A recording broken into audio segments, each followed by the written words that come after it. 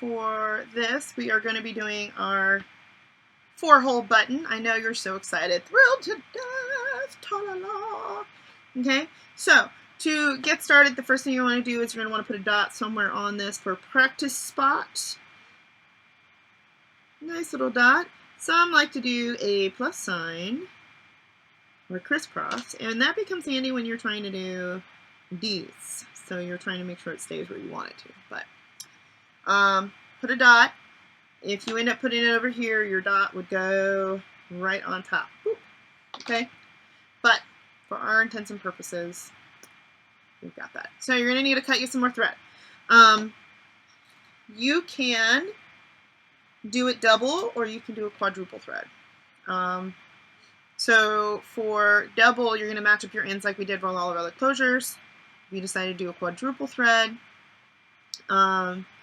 which is what I'm going to do, you're going to want to do 3 Barbie doll links. Once, twice, thrice. Okay.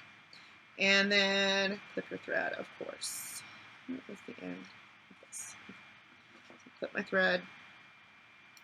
And you're going to want to, next, I have not put it through my needle yet. I'm having you do I encourage the quadruple thread for our button for our purposes. 1, because it's going to take us a little less longer to sew it on. And 2, because it's good to practice so you know what it is to sew with 4 strands of thread rather than just 2 or 1. So I'm going to take this end. I'm going to find the other end, which is a little long because it's quadruple thread time. Wow, I think I may have extended my arm and not in my hurry to like, that's a lot. Holy cow. Okay, so I am matching up my ends. I'm going to pull this up just a smidge. Okay, matching up my ends. Make sure the rest of it's all nice and neat. This is where your needle threader will be handy if your eyes happen to be small, okay? So I take my needle threader. Where did I put my needle? Oh, see, this is why you should put it in your holder. There it is. It's buried and lost under things. Okay, so I'm going to run my needle threader through my needle. And then I'm going to stick my both of the threads. You have both ends. They are matched up. Okay, and then you're going to pull it through, but hold on to that little tiny metal piece so we don't accidentally do an oopsie. Okay, so there we go. So now I'm going to take and run my finger holding onto the 2 ends, okay, holding onto my 2 ends, and I'm going to run it all the way to the other end, which is where the loop is. Okay, see, now my loop end from when it's folded in half, right? I'm going to match up the loop end to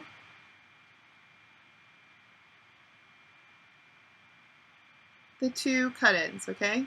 Now, you don't have to do, the good news is, if you're doing quadruple thread, you don't have to tie your knot like we normally do. All you have to do to tie your knot for a quadruple thread, because of how thick it is, you know how we start it, we wrap it, right? Well, leave a little bit of a tail, and all you have to do is tuck that inside that loop, like a basic little knot, single knot, hold on to the end, and just tug. Okay? That's all you gotta do, because look how thick that knot is. Holy cow, look how thick that knot is. If it would actually focus, that would be a friend who's not like me today, I'm sorry. Tonight, it says I am done, and I would like to go to bed now. There we go! See, that's a big knot. So then, we've got this whole big piece up here. You gotta cut that away. Yeah, it's the background, sorry guys. Okay, so you gotta cut that away. Woohoo! So I got rid of my tail. Alright. Now, back down we go. Alright, so remember that star I put? Star-crossed lever. Alright, so the first thing I like to do, you need to decide which way you want to put your button. Oh, also, our literature. Let me show you the literature. You might appreciate that. So, for your button, it's a 2-hole button. I want the 4-hole button. Where is it? Hang on a sec, I'm finding it. I'm sorry, guys. So basically, just so you can see some of the information, okay? Oops. So it gives you the instructions on how you actually sew the button on. That's a 2-hole button. We are doing a 4-hole button. The thing I want you to see is how they have that shawl, the awl, or that you can use a pin. I do mine a little differently. You can do that, and that's fine, so that you create some space underneath so that you can put in this shank. Okay, but the way I do it has worked for me. But I wanted to show you for 4-hole button, 4 holes. Basically what happens is you pick 2 and you decide which ones you're going to do. Like for instance, it could be parallel. I call those equal signs, or an 11. Sometimes people will rotate them, which is weird, but I've seen it. The cross, which can also be rotated and be a plus sign. Most of the time it's a cross. And then there's a decorative version. You'd be kind of surprised those are different ones. Please note that none of these are stitched on like a snap. They absolutely do not go around the outside of the button, because then you completely defeat the purpose of the button. It won't work. It won't work. It will become decorative is what will happen. So do not sew around the outside for buttons. We sew around the inside holes, okay? So inside for buttons, outside for snaps, and hooks and bars, okay? So we are going to do the cross. I'll go ahead and tell you. I suppose if you want to, you can do parallel. That's fine. I don't care. But the point is that you're going to first sew through one set of holes, and then you're going to move over, and when you're done with the first set, you'll sew through the second set. And we're going to leave just a little bit of space so that we can put a thread shank. Okay, so I just wanted you to see that picture before we get fully started, because it'll make a little sense. All right, so we are going to do Crissy Crossy. I think most of you guys, I gave you a button that's pretty plain Jane. It's not decorative. It just doesn't have an up and down. It does have a definite back or forward. For mine, my back is very flat, and my top has a divot. It has like a little valley where the buttons are, which is kind of nice because that's where all the thread's going to hang out, right? So the first thing I'm going to do is not even holding my button. So this is my closure, right? This is perpendicular. This is parallel. What I'm going to do is I'm going to do the crisscross. So I'm going to do my first stitch is going to be right where this dot is. Okay, so here's the thing. When you are sewing the bottom part, anytime you're going through this part, you are going to absolutely try to keep everything as close to this dot as you can, to the middle of the cross section. Okay? If you start wandering your stitches way out here, then you're going to have a problem when we do your shank. It's going to look janky, and you're going to lose points, because everything needs to stay at this center point here. Okay? It's kind of like the CN Tower in Canada. Is it CN Tower? Or the Needle of Seattle, where it's got a really small bottom, but then it comes up and it's got that little pin. Maybe I've got the wrong places, but we'll see. So the first stitch should be a prick stitch going through all layers. Okay? See? All layers.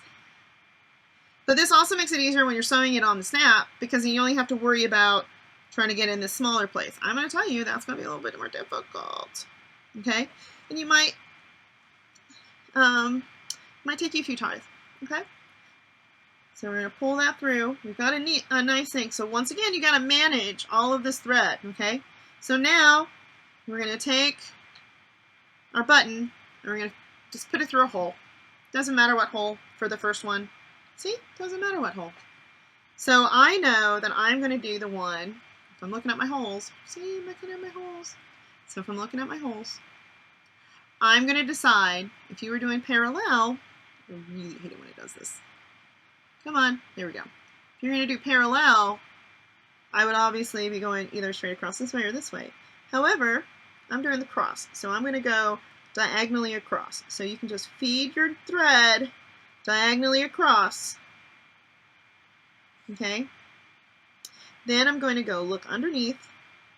See, it's not fully anchored on yet, so that's a gift, right? I'm just going to do another prick stitch. And typically, I have it so that I can do that prick stitch and slip it, go ahead and slip it through its hole. It takes practice. If you don't, it's okay to do it in 2 parts. okay? So what happens when I do that and I'm holding it up on end is that it creates,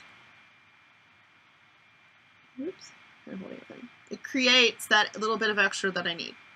So then I'm going to go back through that hole one more time, and because I'm doing quadruple thread, I only really need to go through it twice. Okay, because see, look how thick that is already. All right, and so, but to be safe and for good practice, I'm going to go ahead and go through that little prick stitch. See, I'm looking underneath there. A little prick stitch and catch my hole. Okay, so we want to make sure it's nice and loose. I want to make sure I don't have any wandering stitches. Go back through that hole. Okay, and so now I'm going to rotate this just a little bit. And I'm going to pick which hole I want to go into. Do I want to go into this one first or that one? I'm going to go into that one. So I am going to turn my thing, and I draw quarters because then I can know which quadrant I'm in, right? So the empty one is where I'm going to. So I'm going to do a little prick stitch into the empty quadrant. Don't worry about going into the hole, okay? Don't worry about that yet. Okay? Quadrant and pull it. Don't pull that too tight. Make sure you keep see how it's laying nice? And then I'm going to come up through that hole, okay? Oops. Make sure there's no loops. So I'm going to come back up through that hole. It is the hole that is right above where I just came out from, okay? So I've got that empty hole right there.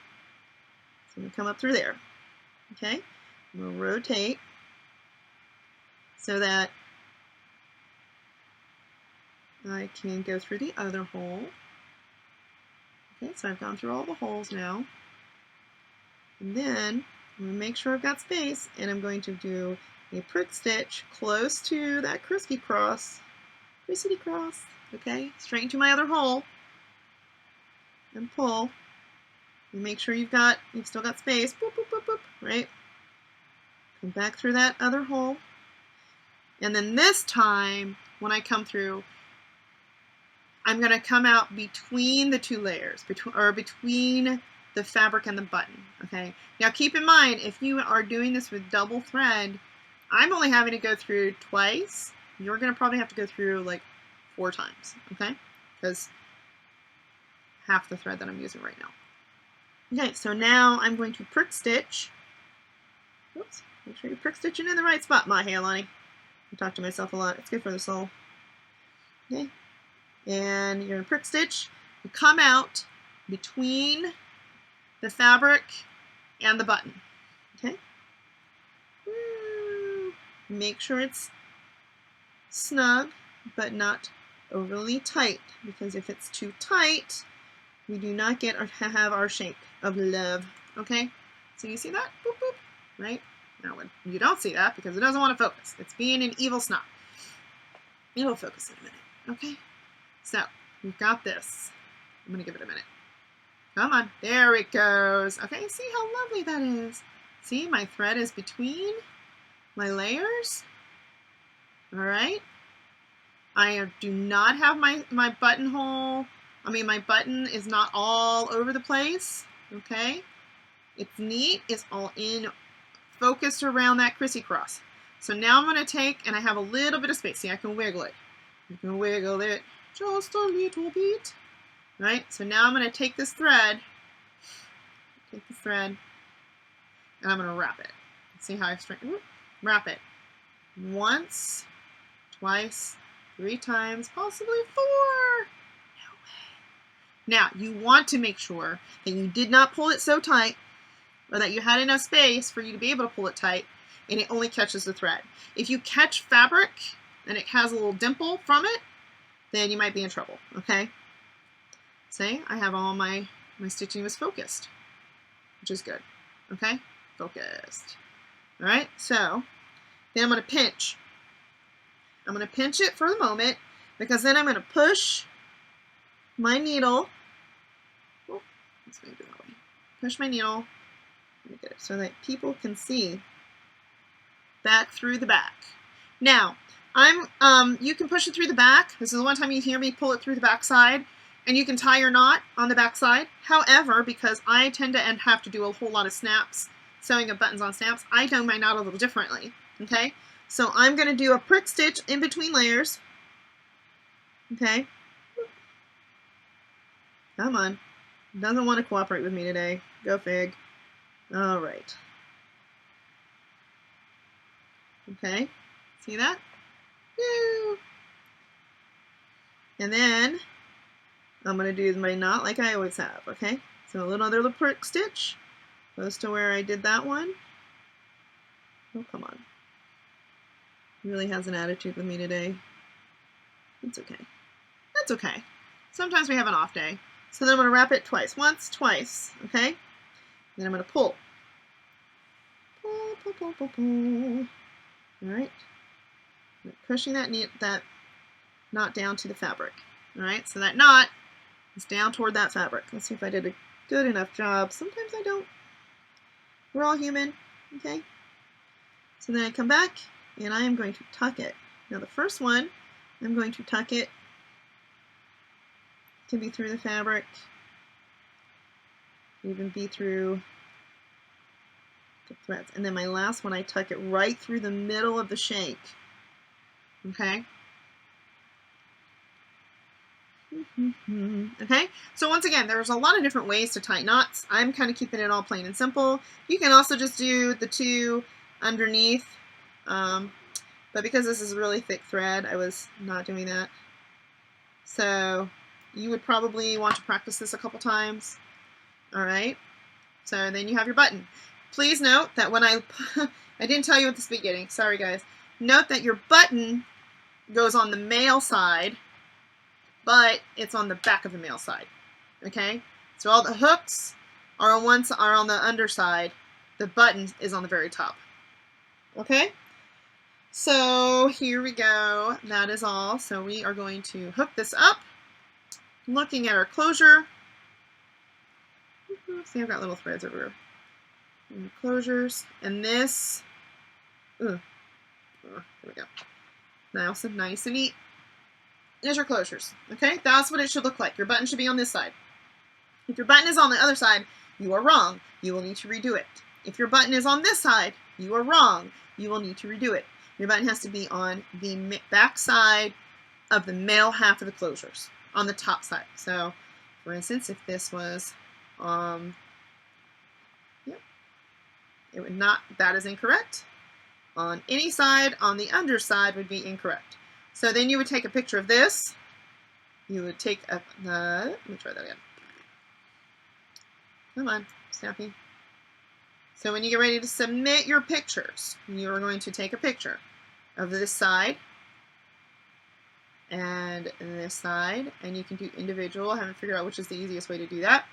Probably take an individual shot. Okay, and then for your button, the top side, the back side, and I want a picture of the shank, because I need to see proof that you did a shank, okay? And then you also need to take the front side, you know, of your little section. Like I said, you can totally lay them like this, take your picture. And then you're going to need to take a picture of the back. So the way that that can work is you can take one full size this way, so I can just see how the prick stitches are, because I can tell. And then one full size on this side. Whatever suits you, I'll work with it. I can usually blow it up if I need to. And then you're going to need to hook the whole thing together. Boop, snap, boop, hook. Lay it flat, and you're going to take a picture of the whole thing. Front and back. Okay? So, that is your closures. That's all your hand sewing samples. So the next time we get to chitty chat, or you get to see a new video from me, it will be about making our bags. And I'm very excited about it. All right? Have a good day.